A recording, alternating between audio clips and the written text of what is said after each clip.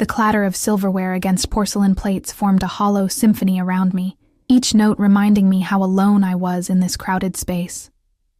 Luciano's was the kind of Italian restaurant where the lighting remained perpetually dim, where crystal glasses caught amber reflections from candles, and where I didn't belong.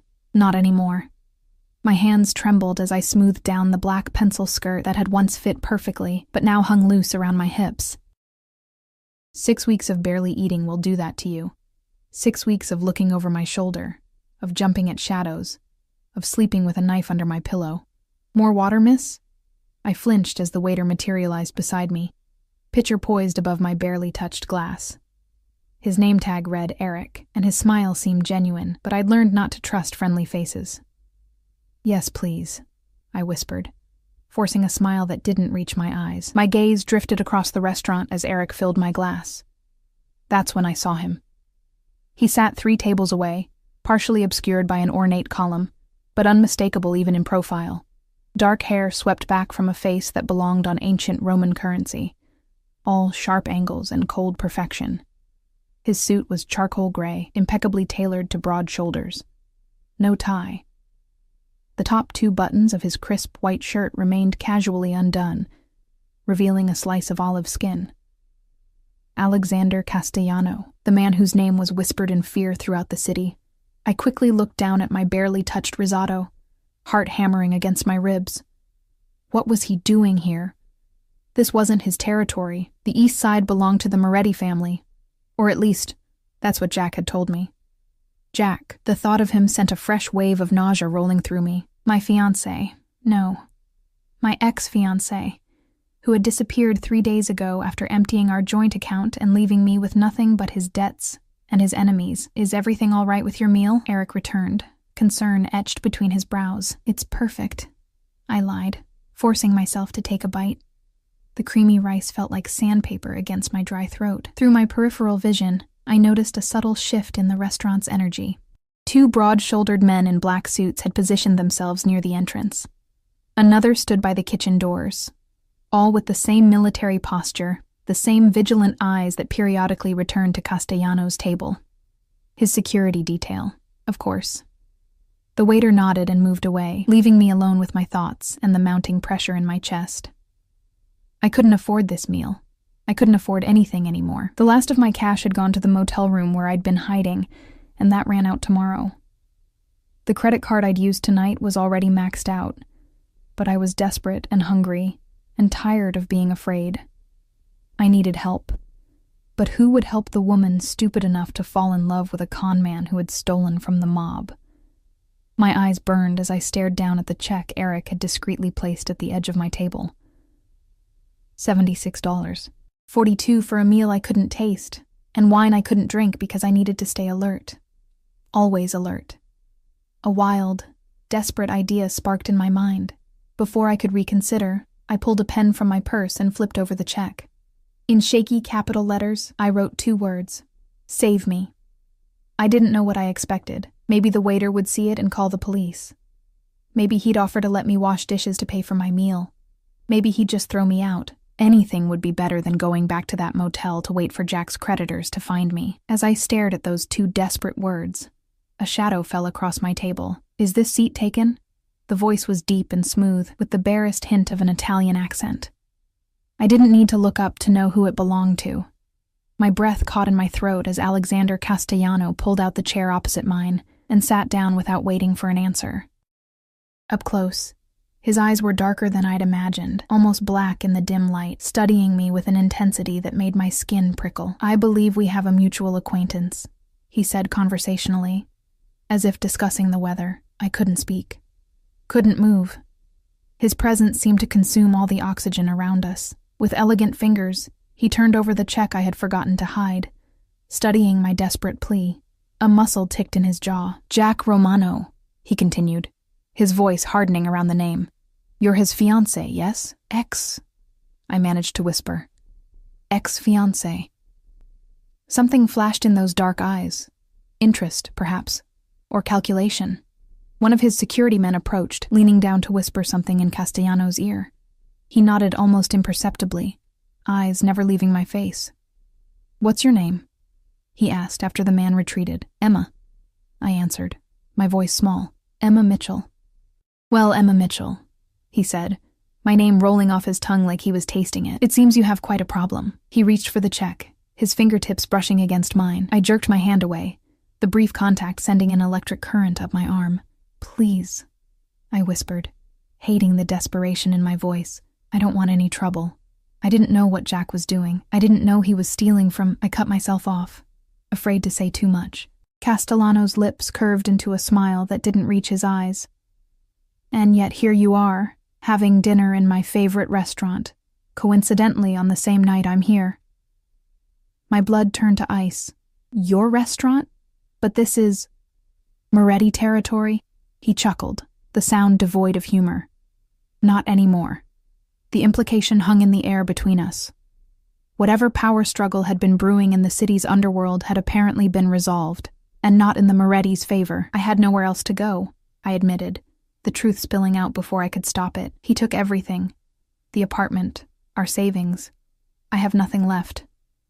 His dark gaze traveled over my face, assessing, calculating. I felt stripped bare under that stare. "Nothing," he repeated softly. The way he said it made me acutely aware of how I must look to him, vulnerable, desperate, cornered. A woman with nothing left to lose, or perhaps everything left to lose. "Your bill has been taken care of," he said abruptly, rising to his feet. He towered over me, blocking out the soft lighting. "My driver will take you somewhere safe." It wasn't a request. I can't accept that," I stammered, panic rising in my throat. I'd heard stories about Castellano's generosity, how it always came with strings attached, strings that bound you to him permanently. His smile was cold. "You asked for salvation, Emma. I'm offering it." "But the alternative," he cut in smoothly, "is that I leave you to whatever fate awaits when Jack's other creditors find you. And they will find you. Tonight, most likely." The blood drained from my face. "How do you know?" "That they're looking for you." He leaned down, his cologne, something woodsy and expensive, enveloping me. "Because I own Jack's debt now. All of it. Every last favor, every last dollar. And do you know what that means, Emma?" I shook my head mutely. "It means I own you too." The restaurant seemed to fade away, the ambient noise receding until all I could hear was the pounding of my own heart.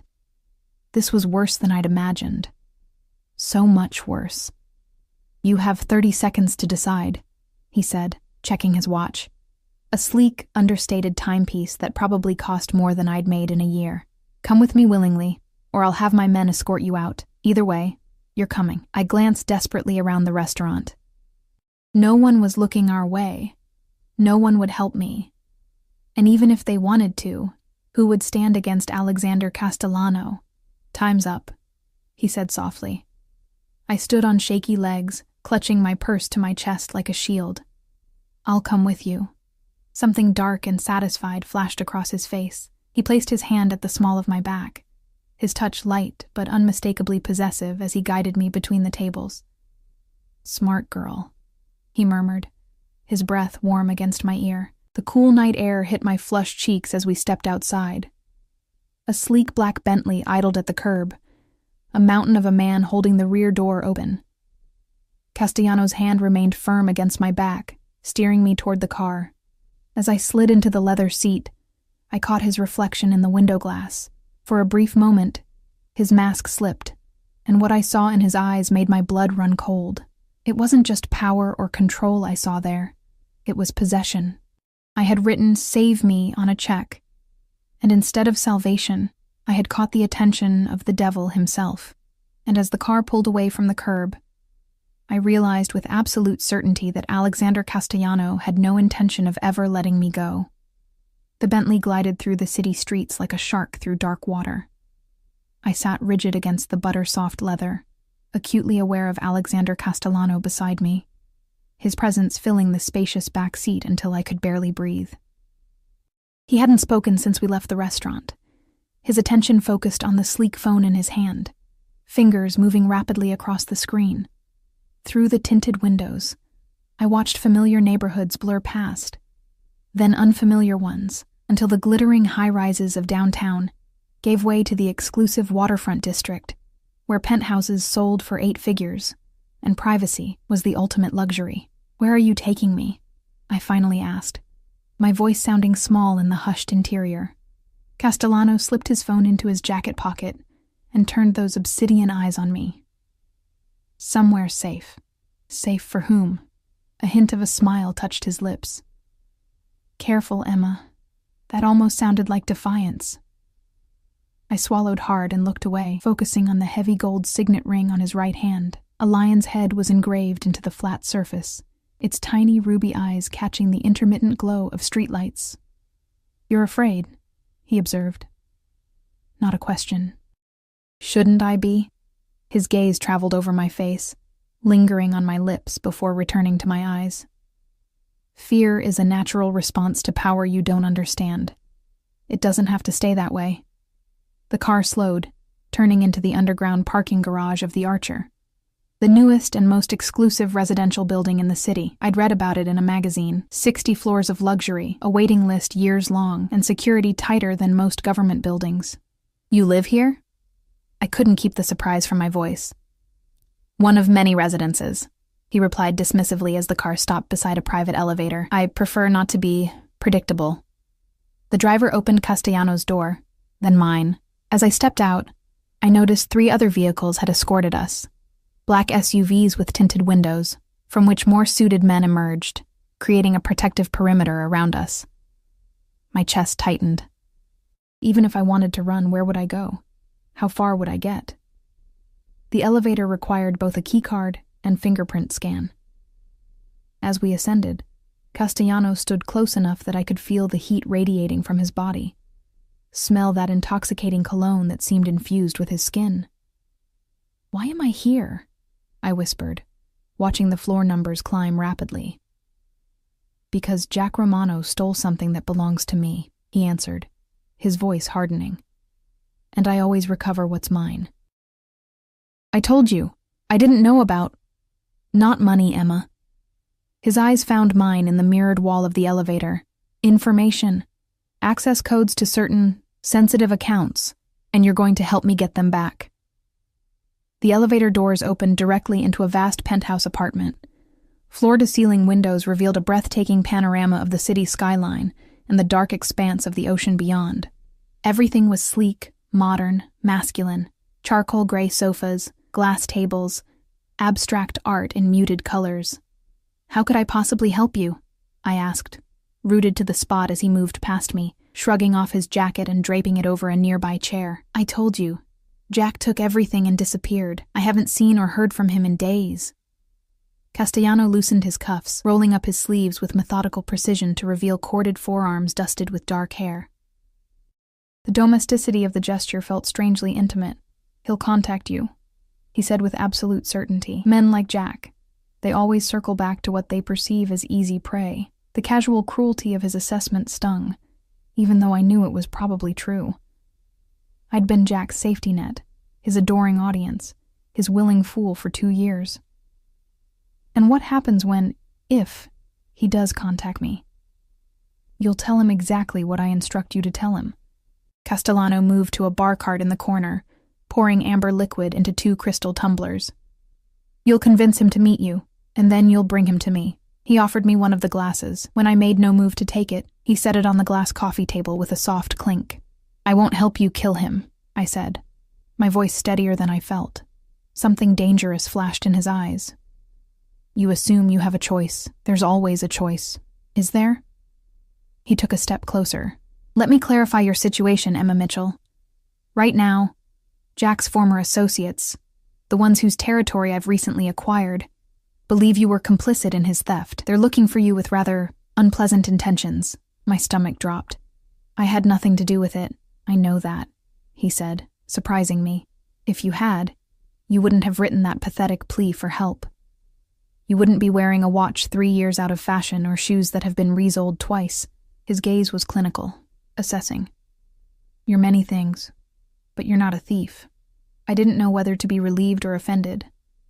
"Then why?" "Because Jack will believe you'll help him," he cut in smoothly. "Because despite everything, There's still a part of you that loves him, isn't there? That's what he'll be counting on when he reaches out. The truth of his words hit me like a physical blow. Even after everything Jack had done, even knowing he'd used me, lied to me, stolen from me, there was still a traitorous part of my heart that remembered how it felt when he smiled at me, when he held me, when he promised me forever. "Your silence is answer enough," Castellano said softly.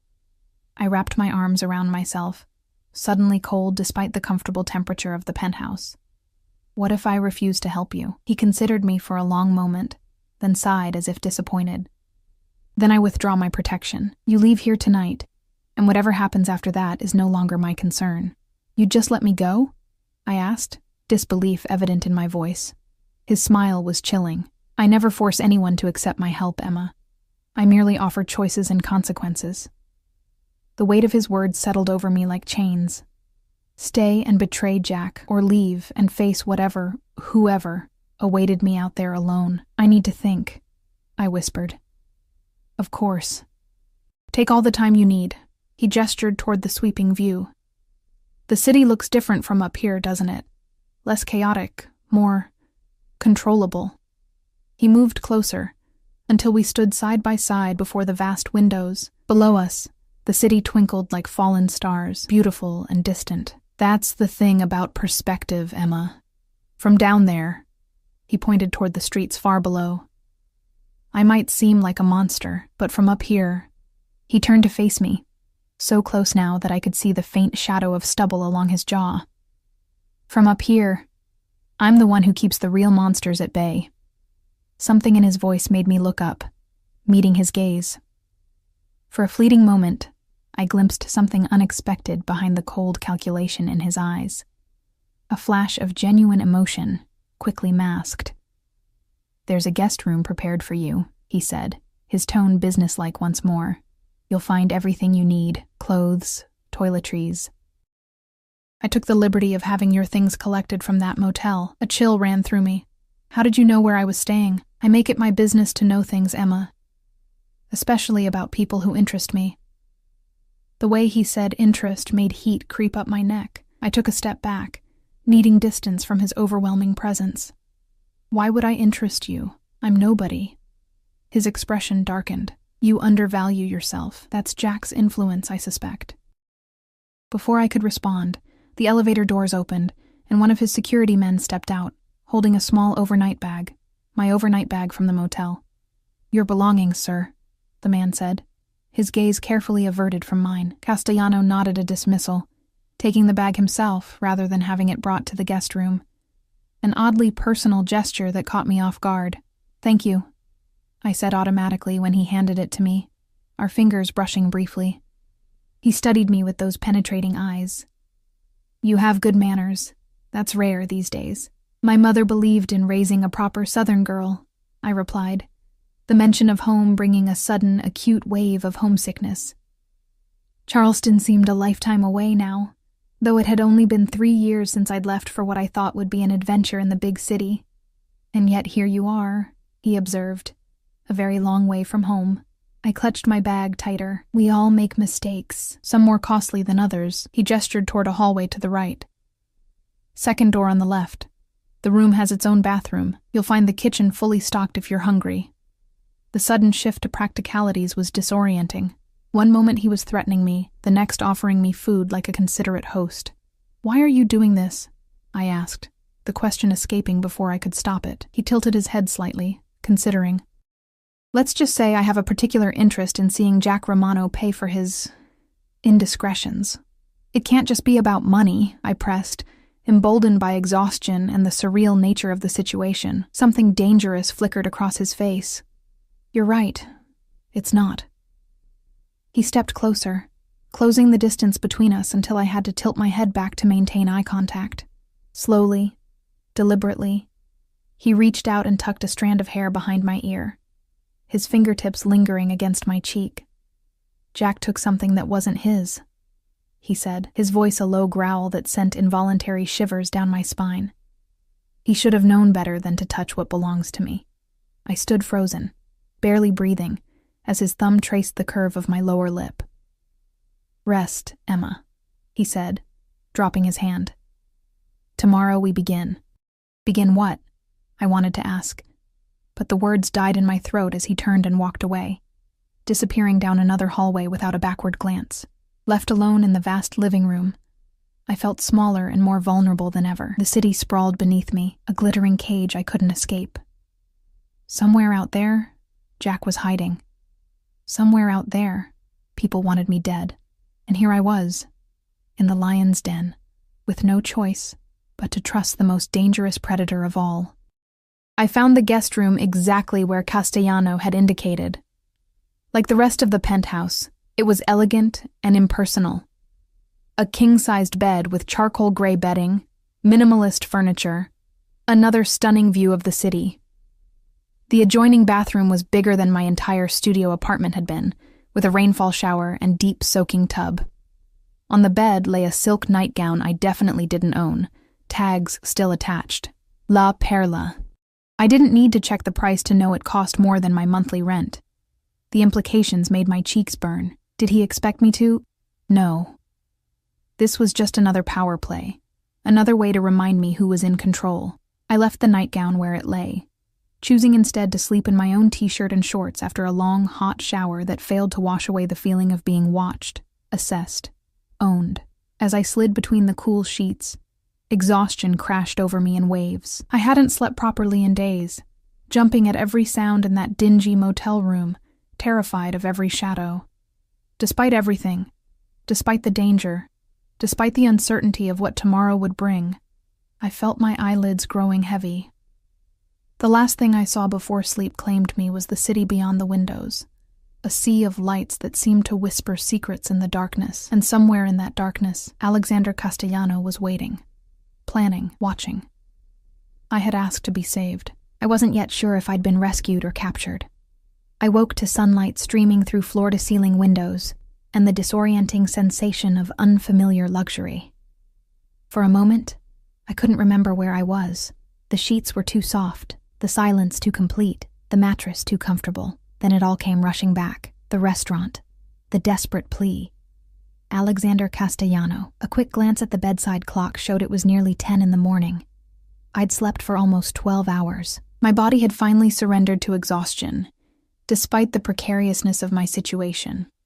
The events of the previous night felt almost dreamlike in the harsh light of day, but the unfamiliar surroundings confirmed the reality. I wasn't dreaming.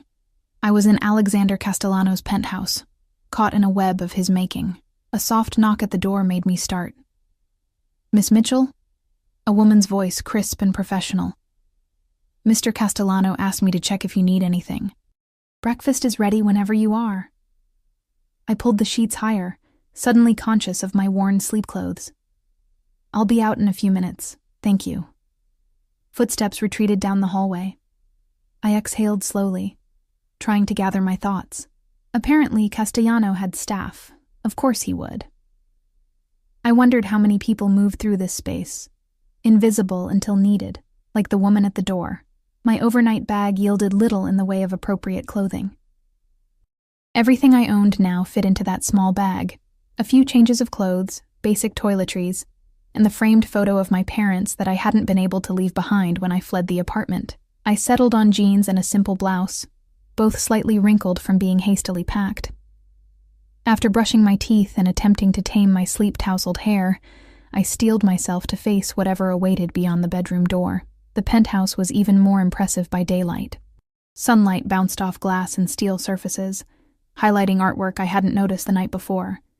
Abstract paintings and sculptures that probably cost more than I'd earn in a lifetime. I followed the scent of coffee to the kitchen. A gleaming expanse of marble and high-end appliances. A slender woman in her 50s stood at the counter, arranging fruit on a platter. She looked up as I entered, her expression carefully neutral. "Good morning, Miss Mitchell. I'm Mrs. Winters, Mr. Castellano's housekeeper." Her voice matched the one at my door earlier. "What would you like for breakfast? I can prepare eggs, pancakes, or perhaps an omelet." "Just coffee, please," I said, uncomfortable with being waited on. "Black is fine." She poured coffee from a carafe into a delicate porcelain cup. "Mr. Castellano insists his guests eat properly. Perhaps some fruit and toast to start? The way she said guests made me wonder how many women had stood in this kitchen before me, disoriented and out of place in Alexander Castellanos' world. That would be fine. Thank you. Mrs. Winters worked with quiet efficiency, setting a place for me at the kitchen island. The normalcy of the situation, breakfast being prepared, coffee served, felt surreal against the backdrop of last night's threats and revelations. "Where is Mr. Castellano?" I asked, trying to sound casual as I slid onto a stool at the island. "He had early business to attend to," she replied, placing a plate of artfully arranged fruit before me. "He asked me to tell you he'll return by noon and expects you to be here when he does." Not a request, an expectation. And if I'm not? The words slipped out before I could stop them. Mrs. Winters paused in buttering a piece of toast, her eyes meeting mine for the first time. "That would be unwise, Miss Mitchell." The quiet warning in her voice sent a chill through me. How much did she know about my situation? How many of Castellanos' secrets did she keep? "I see," I murmured, focusing on my coffee. "Mr. Castellano has also arranged for some items to be delivered for you," she continued, setting the toast beside my fruit plate. "They should arrive shortly." "Items? What kind of items?" "Clothing, primarily. Necessities." She gestured to my wrinkled blouse with the slightest hint of disapproval. "He thought you might appreciate having options." I bristled at the implication, but said nothing. My pride wasn't worth antagonizing one of the few people who might provide information about my situation. As I ate the breakfast I hadn't wanted, but suddenly found myself ravenous for, I contemplated my limited options. I could try to leave, but where would I go? Who would protect me from Jack's angry creditors? And even if I managed to evade them, how long before Castellano found me again? He had resources, connections, power. I had $67 in my wallet and maxed out credit cards. The sound of the elevator arriving interrupted my thoughts. Mrs. Winters moved to receive whatever delivery was expected, leaving me alone with my rapidly cooling toast and darker thoughts. I took the opportunity to explore, moving quickly through the living area toward the wall of windows that had captivated me the night before. In daylight, the view was even more spectacular. The city sprawled below, the ocean glittering in the distance. Tiny figures moving like ants along the streets far below. A sleek laptop sat closed on a glass desk positioned to enjoy the view. I glanced over my shoulder, confirming Mrs. Winters was still occupied, then moved toward it. If I could just send an email, contact someone. I wouldn't. The voice froze me in place, my hand inches from the laptop lid. Alexander Castellano stood in the entrance to what appeared to be a home office, watching me with those penetrating dark eyes. He wore a light gray suit today, no tie again, his white shirt open at the collar. He looked rested, immaculate, completely in control. "The laptop requires biometric authentication," he continued conversationally, moving toward me with the fluid grace of a predator. "And even if you manage to access it, who exactly would you contact, Emma? The police? Your friends? Jack?" Heat flooded my face. "I wasn't... Please." He waved a dismissive hand. "Don't insult both our intelligence with denials." He was right. Of course I'd been about to try to contact someone, anyone who might help me escape this gilded cage. The fact that I couldn't immediately think of who that person might be only underscored the precariousness of my position. "Mrs. Winters said you'd be back at noon," I said instead, retreating from the desk. "My meetings concluded earlier than expected." He studied me, taking in my wrinkled clothes and damp hair. "I see the items I ordered haven't arrived yet." "I don't need new clothes," I said stiffly. His lips curved into a smile that didn't reach his eyes. "It's not about need, Emma. It's about appropriate attire for the role you'll be playing." "Role? What role?" "All in good time." He gestured toward the seating area. "Come, we have matters to discuss." It wasn't a request. I followed him to the arrangement of sleek sofas, perching on the edge of one while he sat opposite me, completely at ease. "Your phone," he said, extending his hand. "Hand it over." I clutched my purse tighter. "Why?" "Because Jack will contact you soon. Probably today." My heart skipped. "How could you possibly know that?" "Because I've made sure he knows exactly where you are." His smile was cold. "And with whom?" The implication hit me like a physical blow. You're using me as bait. I prefer to think of it as creating an opportunity. He leaned forward, hand still extended. The phone, Emma. Reluctantly, I retrieved my phone from my purse and placed it in his palm, our fingers brushing briefly. He turned it over, examining the cracked screen and worn case with faint distaste, before passing it to a man I hadn't noticed standing silently in the corner of the room. Another security detail, no doubt. My associate will ensure it's properly configured for our purposes, Castellano explained. Meaning you'll be able to monitor every call and message, I translated flatly. He inclined his head, acknowledging without apology. When Jack contacts you, and he will, you'll express relief at hearing from him. You'll tell him you've been worried sick. You'll ask to see him. And then what? I lead him into a trap? Precisely. He studied me with those dark, unreadable eyes. The question is, will you be convincing enough? Jack knows you, after all. He'll sense if something is wrong. I looked away, unable to hold his gaze. Why would I help you? Jack may have betrayed me, stolen from me, but I don't want his blood on my hands. Who said anything about blood? Castellano's voice was silky smooth. I simply want what he took from me. And once you have it, what happens to him then? What happens to me? He leaned back, regarding me thoughtfully. That depends entirely on how cooperative you both prove to be. The threat hung in the air between us, unspoken but unmistakable. What did he take from you?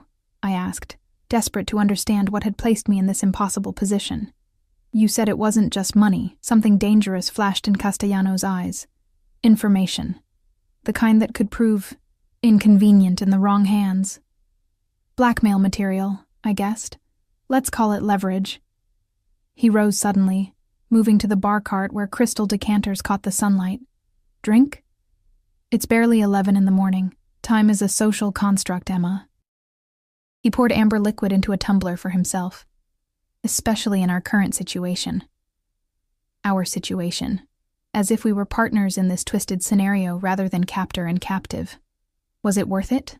I asked, a new thought occurring to me. Whatever Jack took, was it worth ruining my life over? Castellano paused, glass halfway to his lips. Your life was already ruined the moment you got involved with Jack Romano. I'm merely offering you a chance to salvage something from the wreckage. By betraying him. By surviving him. He took a slow sip of his drink, watching me over the rim of his glass. Make no mistake, Emma. If the Moretti family finds Jack before I do, they won't stop with him. They'll come for you next. Guilt by association is a powerful concept in our world. A cold shiver ran through me. You keep saying our world like it's separate from everyone else's. Like you live by different rules. We do. The simplicity of his statement was chilling. The sooner you accept that, the better your chances of navigation this situation successfully. The elevator chimed, interrupting whatever I might have said in response. Mrs. Winters appeared moments later, followed by two young women carrying multiple garment bags and shopping bags bearing the logos of high-end designers. Your delivery, sir, Mrs. Winters announced. Castellano nodded his approval. Have everything arranged in the guest room. As the women disappeared down the hallway with their expensive burdens, I turned back to Castellano, anger suddenly overriding fear. You can't buy me, I said, low and fierce. Whatever game you're playing, I won't be a pawn in it. He set down his glass and closed the distance between us with 2 long strides. Before I could retreat, his hand was under my chin, tilting my face up to his with surprising gentleness. You've been a pawn for the past 2 years, Emma, he said softly, his thumb brushing along my jawline. The difference is, I'm offering you a chance to become a player instead. His touch burned against my skin, a mixture of threat and something else. Something I refused to acknowledge, even to myself. I don't want to play at all, I whispered. Too late. His eyes searched mine, looking for something I couldn't identify. You were in the game the moment Jack decided to cross me. The intensity of his gaze was too much. I pulled away, wrapping my arms around myself as if they could offer protection. When he calls, Castellano continued, his voice hardening, you'll do exactly as I instruct. You'll meet him at the location of his choosing. My men will be watching, but they won't intervene unless necessary. Your only job is to get Jack to tell you where he's hidden what he took, and if I refuse?" His smile was cold. "Then I withdraw my protection, as discussed last night. The Moretti family is particularly creative when it comes to extracting information. Or revenge. Their methods would make mine seem positively gentle by comparison." The casual way he delivered this threat made it all the more terrifying. This wasn't bluster or exaggeration. It was simple fact. "I need air," I said suddenly, feeling the walls closing in around me. "I can't breathe in here." Something like concern flickered across his face. "The terrace," he said after a moment, gesturing toward glass doors I hadn't noticed before. "But don't get any ideas. We're 60 floors up." The implication that I might be desperate enough to jump sent a chill through me. Was I that transparent? Or was he simply accustomed to dealing with people pushed to their limits? I moved toward the terrace doors, needing escape, even if only temporary. As I pushed them open, the rush of cool air against my face was like a blessing, clearing my head momentarily of fear and confusion. The terrace was massive, wrapping around the corner of the building with panoramic views in multiple directions. Sleek outdoor furniture, potted trees, and even a small infinity pool created an oasis high above the city. In another life, I might have found it breathtaking. Now, it only emphasized how far I had to fall. I moved to the glass railing, gripping it tight as I gazed out at the city sprawled beneath us. Somewhere out there, Jack was hiding. Somewhere out there were people who wanted us both dead, and here I was, caught between the devil I knew and the one I was just beginning to understand. I don't know how long I stood at the railing, letting the wind whip my hair around my face before I sensed his presence behind me. Alexander Castellano moved silently for such a powerful man. "Your phone," he said, extending it toward me. "My security team has finished their modifications." I took it without comment, noticing a new app with an innocuous cloud icon that hadn't been there before. Tracking software, no doubt. "It will notify me of any incoming calls or messages," he confirmed, reading my thoughts. "Don't bother trying to remove it or reset the phone. It would be counterproductive." I slipped the phone into my pocket. "Is there anything in my life you don't intend to control?" His eyes glinted dangerously in the sunlight.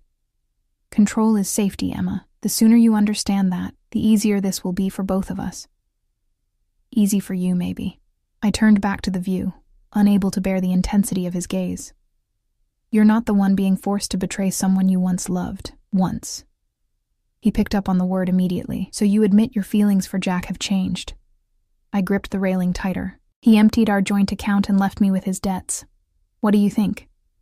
"I think," he said, moving closer until I could feel the heat from his body, "that emotions rarely submit to logic, especially love." There was something in his voice, a hint of bitterness, perhaps, or old pain, that made me glance up at him. For a brief moment, his mask slipped, revealing something raw and human beneath the controlled exterior. "You sound like you speak from experience," I ventured. The mask slammed back into place. "We're not discussing me." Before I could respond, the phone in my pocket vibrated. My heart lurched as I pulled it out, Jack's name flashing on the screen. Castellano's eyes narrowed as he saw it too. "Answer," he commanded softly. "Put it on speaker." With trembling fingers, I accepted the call. "Jack?" "Emma, thank God." His voice, once so beloved, now painfully familiar, flooded through the speaker. "Are you okay? Where are you?" I caught Castellano's warning glance. "I'm safe," I managed, the half-truth bitter on my tongue. "Where have you been? You disappeared and left me with nothing." "I know, baby, I know. I'm so sorry." The contrition in Jack's voice sounded genuine, but I'd learned the hard way how good an actor he could be. I had to leave quickly. There were complications. Complications? I let genuine anger seep into my voice. "Is that what you call stealing our savings and vanishing for days?" "It wasn't like that," he insisted. "I was protecting you. There are dangerous people after me, Em. I couldn't risk them finding you too." The irony of his words wasn't lost on me as I stood beside the most dangerous man I'd ever met.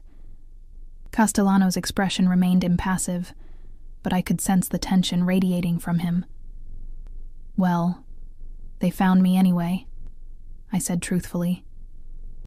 "I've been hiding in a motel for days, terrified, broke, alone. Christ, Em, I'm so sorry." Jack's voice cracked convincingly.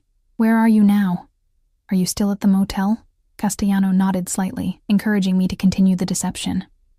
"No," I said. I couldn't afford it anymore. I'm staying with a friend." "Which friend?" Jack's tone sharpened with suspicion. "No one you know," I replied quickly. "Someone from work." A pause. I could almost see Jack calculating, assessing, planning, traits I'd once found charming and now recognized as manipulative.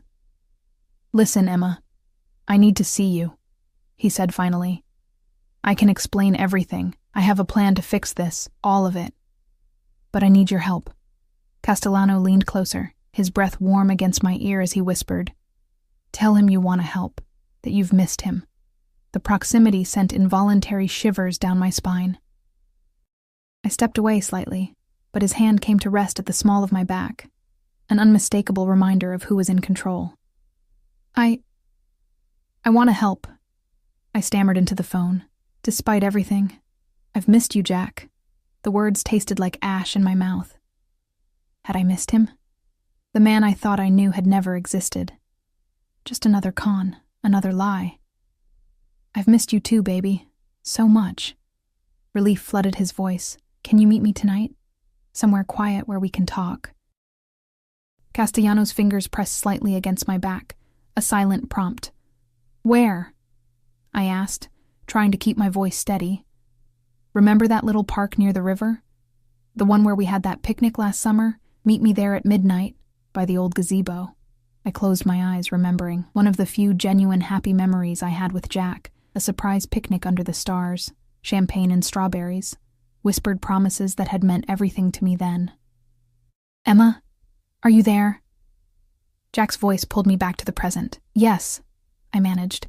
"The gazebo, midnight." "Come alone," he added, urgency edging his tone. "I mean it, Em. If I see anyone else, I'm gone. I can't risk it." Castellano's jaw tightened, but he nodded once, signaling me to agree. "I'll be alone," I promised, the lie burning my throat. "Just us, like before." "That's my girl." The relief in Jack's voice made my heart twist painfully. "I'll explain everything tonight, I promise." "We'll fix this together." "Together," I echoed hollowly. "I love you, Emma. Never forget that." Before I could respond, the call disconnected. I stood frozen, the phone still clutched in my hand, torn between grief for what I'd lost and fear for what was to come. "Well done," Castellano said softly, his hand still resting possessively at the small of my back. "You were very convincing." I pulled away from his touch, anger and shame burning through me. "Don't. Just don't." His expression hardened. "This sentimentality serves no purpose, Emma. Jack Romano is not the man you thought you knew. He never was. And you are?" I challenged, reckless in my emotional turmoil. "The noble Mafia boss, just trying to recover what's rightfully his? Don't pretend you're any better than he is." In an instant, Castellano's hand shot out, gripping my wrist with enough pressure to bruise. His eyes burned with a cold fury that made my breath catch. "The difference," he said, his voice deadly quiet, "is that I never pretend to be anything other than what I am. I don't seduce innocent women with promises of love and forever. I don't betray those who trust me. And I don't abandon people who depend on me." The raw intensity of his words stunned me into silence. There was truth there, a harsh, uncompromising honesty that cut through my defenses. He released my wrist as suddenly as he'd grabbed it, stepping back with impeccable self-control. "You have approximately 10 hours before your meeting with Jack. I suggest you use that time to prepare yourself for what needs to be done." Without waiting for a response, he turned and strode back into the penthouse, leaving me alone with the wind, the view, and the weight of my impending betrayal.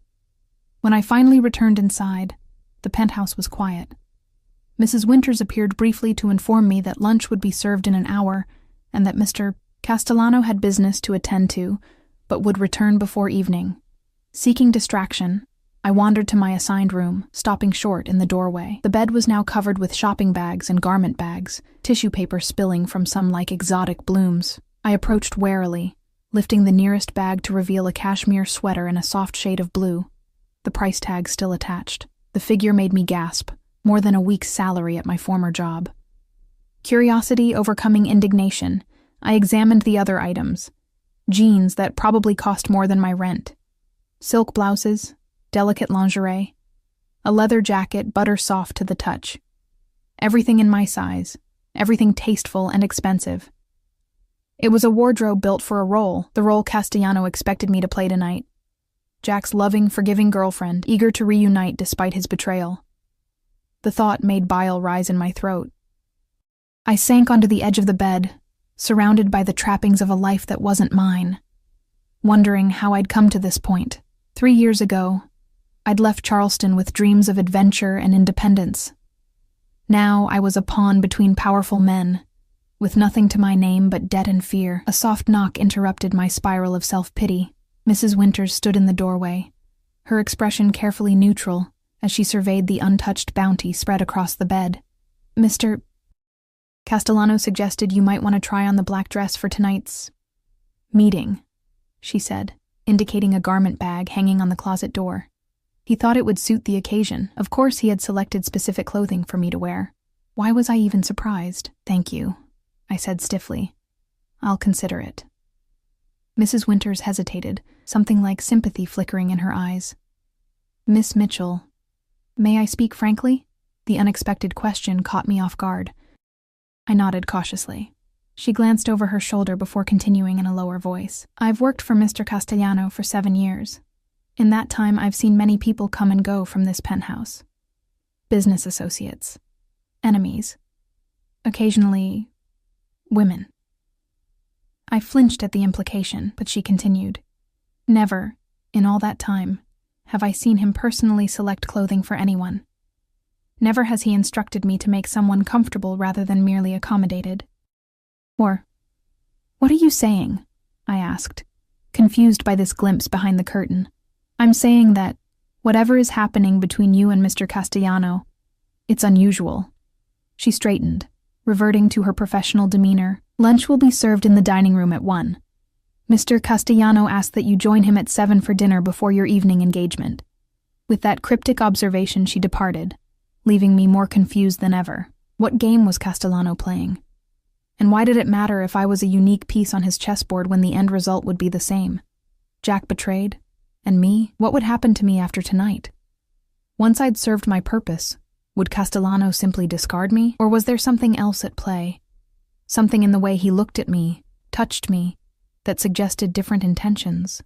The afternoon passed in a haze of anxiety and restless pacing. I ate lunch alone, picking at exquisitely prepared food I barely tasted. I showered in the luxurious bathroom, letting hot water pound away some of the tension coiled in my shoulders. I even tried on some of the new clothes, hating myself for admiring how perfectly they fit, how the soft fabrics felt against my skin. By 6, I was a bundle of raw nerves. The prospect of seeing Jack again, of looking into the eyes of the man I'd once believed would be my husband and deliberately leading him into a trap, was nearly unbearable. When 7 o'clock approached, I finally unzipped the garment bag containing the black dress Mrs. Winters had mentioned. It was a simple sheath dress, elegantly cut, with a neckline that hinted at rather than flaunted, and a hem that would hit just above my knees. Tasteful. Expensive. Perfect for a clandestine midnight meeting. I slipped it on, the silk lining cool against my skin. It fit as if it had been made for me, emphasizing curves while remaining understated. Subtle. Elegant. Dangerous in its simplicity. A knock at my door startled me. I opened it to find not Mrs. Winters, but one of Castellano's security men, his expression impassive. Mr. Castellano requests your company for dinner, Miss Mitchell. I followed him through the penthouse to a formal dining room I hadn't seen before. A table that could have seated 12 was set for 2, candles casting a warm glow over fine china and crystal. Floor-to-ceiling windows revealed the city beginning to twinkle with evening lights, the sunset painting the sky in dramatic strokes of orange and purple. Alexander Castellano stood by the window, a glass of wine in hand, his back to me as he surveyed his domain. He'd changed into a charcoal suit that fit his broad shoulders to perfection, his dark hair slicked back from his forehead. "The dress suits you," he said without turning, somehow aware of my presence. I thought it might. "Did you personally select everything?" I asked, recalling Mrs. Winters's strange revelation. Now he turned, his dark eyes traveling over me in a slow appraisal that made heat rise to my cheeks. "I have an eye for quality," he said simply. "And for what complements natural beauty?" The unexpected compliment threw me off balance. I'm not sure how to respond to that. "You don't need to respond. It's merely an observation." He gestured to the table. "Please sit. We have matters to discuss before tonight." I took the indicated chair, noting the careful placement, not at the opposite end of the long table, but adjacent to the head where he seated himself, close enough for intimate conversation, yet still maintaining the hierarchy he clearly valued. A server I hadn't seen before appeared silently, pouring wine and serving the first course, a delicate soup that smelled of truffles and herbs. "You seem calmer," Castellano observed as the server withdrew. "Have you made peace with what must happen tonight?" I set down my spoon, appetite vanishing. "No. I've simply accepted that I have no choice. There are always choices, Emma. Some are merely less appealing than others. That's not choice. It's coercion." His lips curved in a humorless smile. "Semantics. The world operates on coercion of various kinds, some financial, some emotional, some physical. At least I'm honest about my methods." "Is honesty supposed to be a virtue when you're threatening someone?" He took a sip of wine, regarding me over the rim of his glass. "In my experience, clarity is preferable to deception.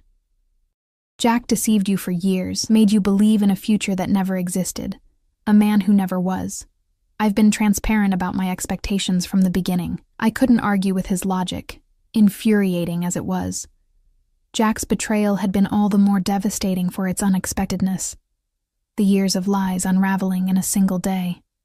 "Tonight," Castellano continued, setting down his glass, "you will meet Jack as arranged. My men will be positioned discreetly throughout the park, but they won't interfere unless necessary. Your task is simple.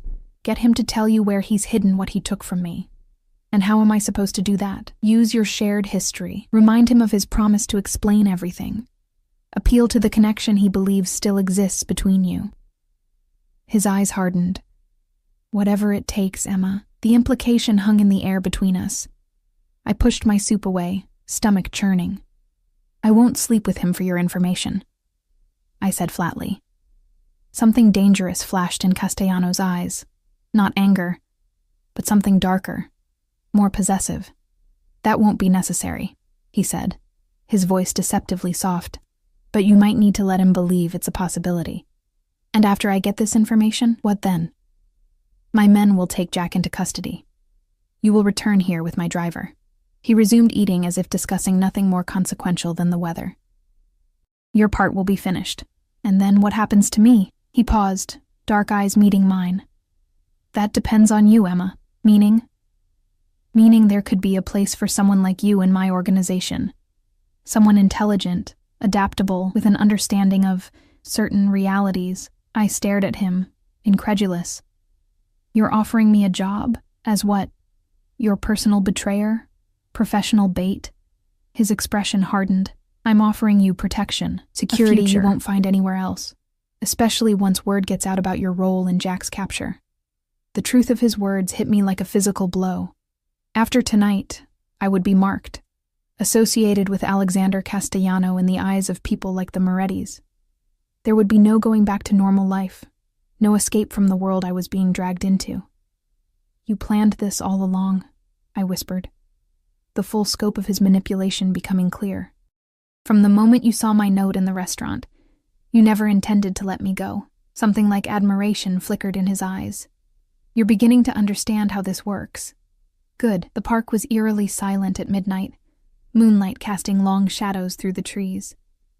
I walked the familiar path toward the gazebo, each step feeling like a betrayal. The dress Castellano had chosen whispered against my skin, the leather jacket he'd insisted I wear against the night chill hanging heavy on my shoulders. I'll be watching, he'd told me as his driver dropped me at the park entrance, his voice low in my ear, breath warm against my skin. Remember what's at stake. I didn't need the reminder. The weight of what I was about to do pressed down on me with every step. The gazebo appeared through the trees, a white Victorian structure glowing ghostly in the moonlight. A figure waited inside, pacing, anxious, familiar even in silhouette. Jack. My heart constricted painfully at the sight of him. He looked thinner than I remembered, his usually perfectly styled hair disheveled, his jaw dark with stubble. When he saw me, naked relief washed over his face. "Emma," he breathed, crossing the distance between us in 3 long strides, his arms wrapped around me, pulling me tight against his chest. God, I've missed you. For a moment, just a moment, I let myself remember how it felt to love him, to believe in the future he'd promised. Then I remembered the empty bank account, the threatening phone calls from strangers, the nights spent trembling in fear in a cheap motel room. I pulled away, creating distance between us. "You left me with nothing, Jack. You disappeared." "I know." He ran a hand through his hair, the gesture achingly familiar. "I had no choice, Em. These people, they would have killed us both. What did you do?" I asked, genuine anger making my voice shake. "What was so valuable that you risked both our lives?" Jack glanced nervously around the deserted park. "Not here. I have a car waiting. We need to leave the city tonight, together." "I'm not going anywhere until you explain," I insisted, taking another step back. "You owe me that much." His expression tightened, calculation replacing contrition. I recognized that look now, the subtle shift when he was adjusting his approach, recalibrating his manipulation. "It's complicated," he said, reaching for my hand. I let him take it, though his touch no longer sent the familiar thrill through me. I was working for Alexander Castellano, laundering money through some accounts, but I found something, Emma, something I wasn't supposed to see. My pulse quickened. Now we were getting somewhere. "What did you find?" "Evidence." His voice dropped to a whisper. "Financial records linking Castellano to the murder of Antonio Moretti's son last year, the one everyone thought was a rival gang hit." I kept my expression neutral, though inside my mind was racing. This was what Castellano wanted, what Jack had taken. Evidence of murder. "So you, stole these records?" I asked, trying to sound horrified rather than calculating. Jack's eyes gleamed with something like pride. "I copied everything to an encrypted drive. Insurance, you know. But then Castellano's security team started asking questions, looking at my access logs. I knew it was only a matter of time before they figured it out. So you ran." I couldn't keep the bitterness from my voice. "And left me behind to face them." He had the grace to look ashamed. "I had to move fast. I thought they wouldn't connect you to it, that you'd be safer if I just disappeared." "Well, you thought wrong." I snapped, the anger real now. "They found me, Jack. The Morettis. They thought I knew where you were, what you'd taken." Fear flashed across his face. "Christ, Emma, I'm so sorry. Did they hurt you?" I looked away, letting him interpret my silence however he would. Let him think I'd suffered for his actions. In a way, I had. "We need to leave," he repeated, more urgently now. "I have new identities arranged, enough money to start over somewhere they'll never find us." "The evidence," I pressed, forcing myself to touch his cheek, to look into his eyes with what I hoped passed for love rather than loathing. "Where is it now?" His expression softened at my touch, still so easy to manipulate despite being a manipulator himself. "Somewhere safe. A storage locker at Central Station, hidden inside an old family photo album. The key is in my pocket." My heart pounded. I had what Castellano wanted. Now I just needed to signal his men without alerting Jack. "The Morettis are still looking for me," I said, taking his hand. "For us, how do I know we'll be safe? Once we're out of the country, I'll anonymously send copies of the evidence to the FBI, to every news outlet in the city," Jack explained, his confidence returning. "Castellano will be too busy fighting murder charges to chase us." I'd heard enough. It was time to end this charade. I stepped back, removing the leather jacket as if warm despite the cool night air, the signal Castellano and I had arranged. Jack frowned. "What are you doing?" It's freezing. Actually, I said, my voice steadier than I felt. It's quite warm for October. Confusion crossed his face, followed quickly by dawning comprehension as the shadows around the gazebo shifted, taking human form. Emma? Betrayal and disbelief warred in his eyes. What have you done? What you forced me to do, I answered truthfully. Jack lunged forward, but he never reached me. Two of Castellano's men materialized from the darkness, restraining him with brutal efficiency. You bitch, he spat, struggling against their grip. You set me up. After everything we've been through, after everything you put me through, I corrected coldly.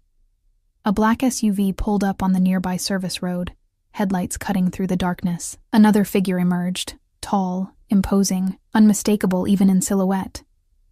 Alexander Castellano approached with unhurried confidence, stopping beside me. His hand came to rest at the small of my back, a gesture both possessive and oddly protective. Jack, he greeted, his voice pleasant, as if encountering an old friend. It's been what? 9 days since you disappeared with my property? Jack's struggles ceased, his face draining of color as he fully grasped his situation. Castellano, how did you... His eyes darted to me, comprehension and fury mingling in his expression. You've been with him all along. Not all along, Castellano corrected mildly. Only since she reached out for help. His thumb stroked small circles against my back, a gesture Jack didn't miss, his eyes narrowing. So that's it? Jack sneered, looking between us. You traded up for a bigger fish? I never took you for a gold digger, Em. The accusation stung despite everything. You left me with nothing, Jack, with your debts, with people threatening my life because of what you stole. What did you expect me to do? Central Station, Castellano said, ignoring our exchange. Storage locker, family photo album. He glanced at one of his men, who nodded and moved away, already making a call. Rather sentimental for a man with no actual family, wouldn't you say? Jack's face contorted with hatred. You won't get away with this. The Morettis are no longer a concern, Castellano cut in smoothly. Their organization has been absorbed into mine. A family reunification, if you will. The implication hung in the night air. The territory dispute I'd heard mentioned wasn't just business. It was personal. Take him to the warehouse, Castellano instructed his men. I'll join you shortly. As they dragged Jack toward a second vehicle that had silently appeared, he called out one last time, his voice breaking with genuine emotion for perhaps the first time since I'd known him. Emma, please, don't let him do this. I turned away, unable to watch, unsure if the churning in my stomach was guilt or relief, or some toxic combination of both. Castellano's hand moved from my back to my shoulder, turning me gently to face him. You did well, he said quietly. Better than I expected. What happens to him now? I asked, not sure I wanted the answer. That depends on what we find at the storage locker, he replied, studying my face in the moonlight, and on whether he can be convinced to be more cooperative than he has been thus far. The euphemism wasn't lost on me. You're going to hurt him. It wasn't a question, but he answered anyway. Only as much as necessary to ensure he hasn't made copies of what he stole. Jack made his choice, Emma, as did you. A choice that wasn't really a choice at all. We both knew that. Come, he said, guiding me toward the waiting SUV. My driver will take you back to the penthouse. Mrs. Winters will attend to whatever you need. And you? I asked, pausing at the car door he held open. His expression hardened. I have business to conclude with your former fiancé. Something in his tone made me shiver. For all his cultured manners and expensive suits, Alexander Castellano was still a man who operated outside the law, who held life and death in his hands with casual authority. Please, I said, surprising myself by touching his arm. Don't kill him. Castellano went still, looking down at my hand on the fine wool of his suit jacket, then up to my eyes. Why do you care what happens to him after what he did to you? I don't want more blood on my hands, I admitted. I've betrayed him. That's enough. He studied me for a long moment, his expression unreadable in the shadows. Finally, he nodded once. Very well. If the drive contains only what he claims, he'll live. Exile, not execution. It was more mercy than I'd expected, and probably more than Jack deserved, but relief washed through me nonetheless. "Thank you," I whispered. Something softened in his eyes. "Get some rest, Emma. We'll talk tomorrow about your future." The future. A concept that had seemed hopeless just days ago, now looming before me with terrifying uncertainty. As the SUV pulled away, I caught a final glimpse of Castellano standing in the moonlight, watching me leave, his powerful silhouette etched against the night sky, like something from a dark fairy tale. The beast who had saved me from one monster only to claim me for himself. I woke the next morning to sunlight and the distant sound of the penthouse elevator arriving. I'd slept fitfully, dreams filled with Jack's face contorted in betrayal, with shadowy warehouses and evidence of crimes I wanted no part of. Slipping on a robe, silk, of course, I ventured into the living area, tensing when I saw Castellano standing by the windows, his back to me, phone pressed to his ear. "It's confirmed," he was saying, his voice clipped and businesslike. "The drive contains exactly what we thought. Have our people at the department make it disappear." He paused, listening. "No, I gave my word. Passage to Buenos Aires, new identity, the usual arrangement." Jack would live, then. The knowledge lifted a weight I hadn't fully acknowledged until that moment. Castellano ended the call, turning as if sensing my presence. He looked immaculate, as always, though the faint shadows under his eyes suggested a sleepless night. "Good morning," he said, slipping the phone into his pocket. "I trust you slept well?" "As well as could be expected." I hesitated, then asked the question burning in my mind. "Is it over?" "Yes." He moved to the kitchen island, where coffee waited in an elegant carafe. "Jack is already on his way out of the country. The evidence has been contained. The Moretti situation was resolved last week, before he'd even found me in that restaurant. The realization that I'd been part of a much larger plan all along made me dizzy. And me?" I asked quietly. "What happens to me now?" Castellano poured 2 cups of coffee, adding cream to one before offering it to me. He'd noticed how I took my coffee, I realized. A small detail, but somehow significant. "That," he said, "is entirely up to you." I accepted the coffee with a skeptical look. "Is it really?" "Within parameters." His lips curved slightly. "I meant what I said last night. There could be a place for you in my organization." "Doing what? I'm not a criminal." "Neither am I, technically speaking." He sipped his coffee. "My businesses are legitimate. Real estate, import, export, private security, banking. With illegitimate edges," I countered. He inclined his head, conceding the point. "The world isn't as black and white as you were raised to believe, Emma. There are many shades of gray between law and crime, between right and wrong. And where do you fall in that spectrum?" His dark eyes held mine. "I protect what's mine. I honor my commitments. I deal severely with enemies and generously with allies. Beyond that, morality becomes subjective." It wasn't really an answer, but it told me more about him than perhaps he intended. Alexander Castellano operated by a code, not society's, but his own. "What would I be to you?" I asked, the question emerging before I could reconsider it. "If I stayed." Something flickered in his eyes, heat, possession, perhaps even the beginnings of genuine affection. At first, an asset. Someone who's proven her value and loyalty. And later, he set down his cup, closing the distance between us with deliberate steps. That would depend on many factors: chemistry, compatibility. His voice dropped lower. Mutual desire. My breath caught as he reached out, tucking a strand of hair behind my ear, his fingers lingering against my cheek. The touch sent electricity coursing through me, fear and something else I wasn't ready to acknowledge. "And if I wanted to leave?" I asked, forcing myself to maintain eye contact despite the intensity of his gaze. "To start over somewhere else?" His expression tightened almost imperceptibly. "I would provide sufficient resources for you to establish a new life, new identity, comfortable financial cushion.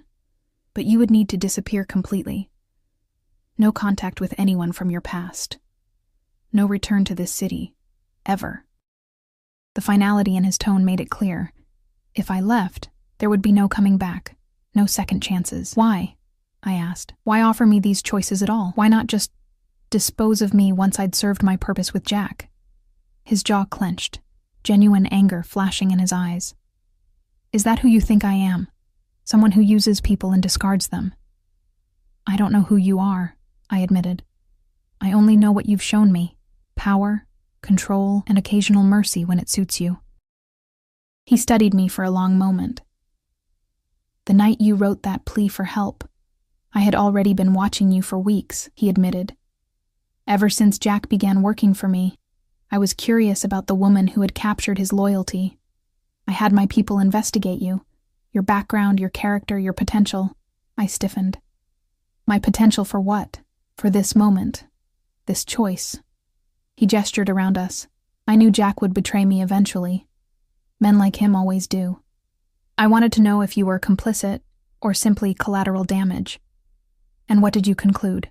That you were intelligent, adaptable, and far too good for a man like Jack Romano. A hint of a smile touched his lips. Your actions since then have only confirmed my assessment. I absorbed this revelation slowly, that I had been observed, evaluated, deemed worthy of salvaging from the wreckage of Jack's betrayal. It should have terrified me. Instead, I felt an odd sense of validation. I need time, I said finally. To think. To decide. He nodded, stepping back, respecting my space in a way Jack never had. Take all the time you need. The penthouse is yours to use while you consider your options. And if I choose to leave, then arrangements will be made. Something like regret flashed in his eyes. Though I hope you'll consider staying. The raw honesty in his voice caught me off guard. This wasn't just about business for him. Not anymore. Why? I asked again, needing to hear him say it. He considered me for a long moment, weighing his words carefully. Because in a world full of liars and traitors, I've found someone with the courage to make difficult choices and the integrity to feel the weight of them afterward. His gaze intensified. Because I think we could be extraordinary together. The sincerity in his voice, the glimpse of vulnerability beneath his controlled exterior, shook something loose inside me.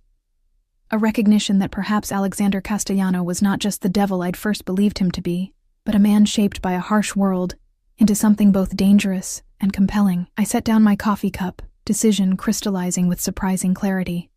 I'll stay, for now, to see what this arrangement might become. Relief and satisfaction mingled in his expression. A wise choice. With conditions, I added quickly. His eyebrow arched. You're hardly in a position to negotiate, Emma. Aren't I? I challenged, finding unexpected strength. You said yourself I'm valuable. That means I have leverage, however small. A slow smile spread across his face.